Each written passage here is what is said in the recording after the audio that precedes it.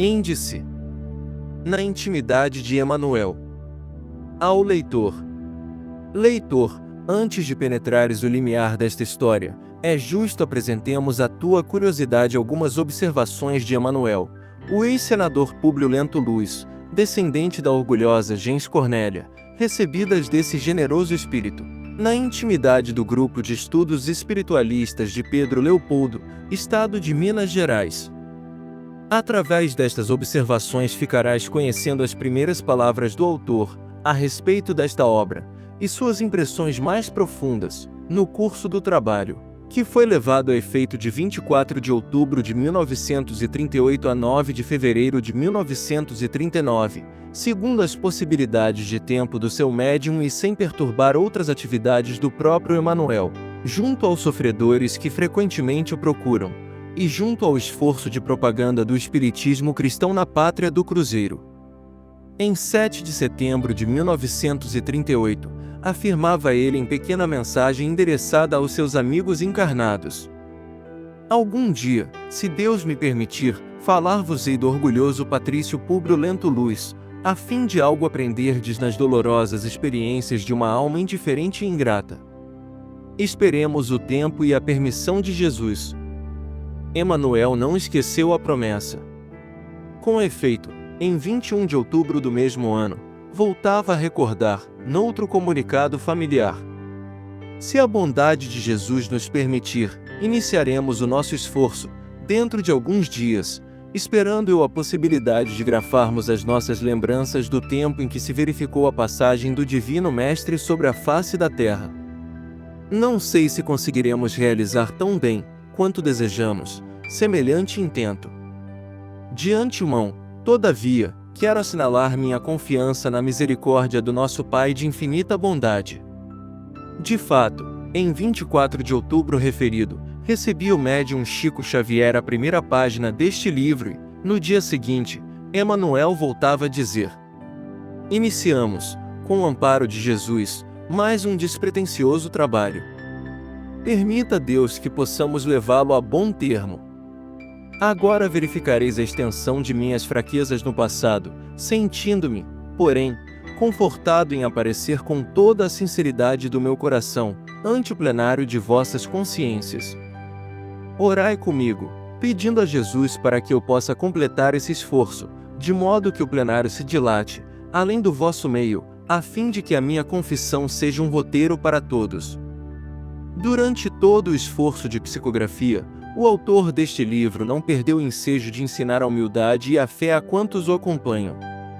Em 30 de dezembro de 1938, comentava, em nova mensagem afetuosa: agradeço, meus filhos, o precioso concurso que me vindes prestando.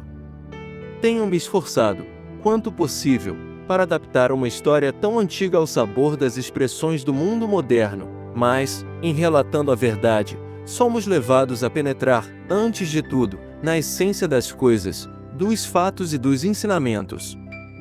Para mim essas recordações têm sido muito suaves, mas também muito amargas.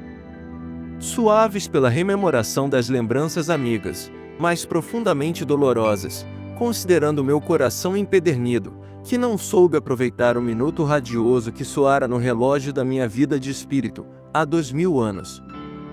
Permita Jesus que eu possa atingir os fins a que me propus, apresentando, nesse trabalho, não uma lembrança interessante acerca de minha pobre personalidade, mas, tão somente, urna experiência para os que hoje trabalham na semeadura e na seara do nosso Divino Mestre. De outras vezes, Emanuel ensinava aos seus companheiros encarnados a necessidade de nossa ligação espiritual com Jesus, no desempenho de todos os trabalhos. No dia 4 de janeiro de 1939, grafava ele esta prece, ainda com respeito às memórias do passado remoto: Jesus, Cordeiro misericordioso do Pai de todas as graças, são passados 2000 anos e minha pobre alma ainda revive os seus dias amargurados e tristes. Que são 2 milênios, Senhor, no relógio da eternidade. Sinto que a tua misericórdia nos responde em suas ignotas profundezas. Sim, o tempo é o grande tesouro do homem e 20 séculos, Como 20 existências diversas, podem ser 20 dias de provas, de experiências e de lutas redentoras. Só a tua bondade é infinita. Somente tua misericórdia pode abranger todos os séculos e todos os seres, porque em tu vive a gloriosa síntese de toda a evolução terrestre, fermento divino de todas as culturas, alma sublime de todos os pensamentos. Diante de meus pobres olhos, desenha-se a velha Roma dos meus pesares e das minhas quedas dolorosas. Sinto-me ainda envolto na miséria de minhas fraquezas e contemplo os monumentos das vaidades humanas. Expressões políticas, variando nas suas características de liberdade e de força, detentores da autoridade e do poder, senhores da fortuna e da inteligência, grandezas efêmeras que perduram apenas por um dia fugaz.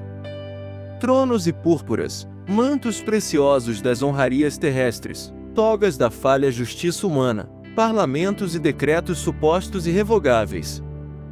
Em silêncio, Senhor, viste a confusão que se estabelecera entre os homens inquietos, e com o mesmo desvelado amor, salvaste sempre as criaturas no instante doloroso das ruínas supremas.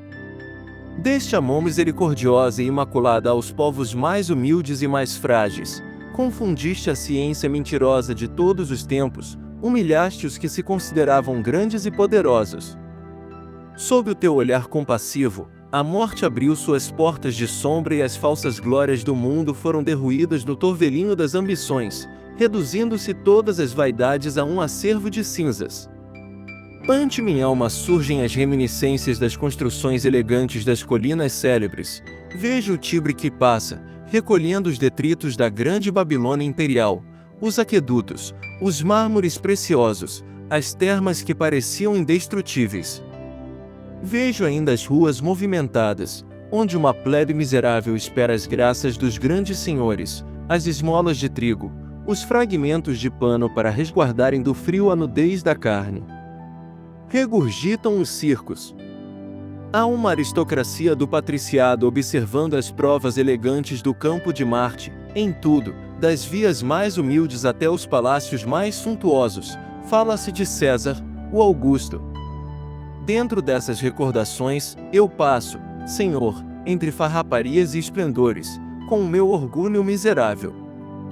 Dos véus espessos de minhas sombras, também eu não te podia ver, no alto, onde guardas o teu soro de graças inesgotáveis. Enquanto o grande império se desfazia em suas lutas inquietantes, trazias o teu coração no silêncio, como os outros, eu não percebia que vigiavas.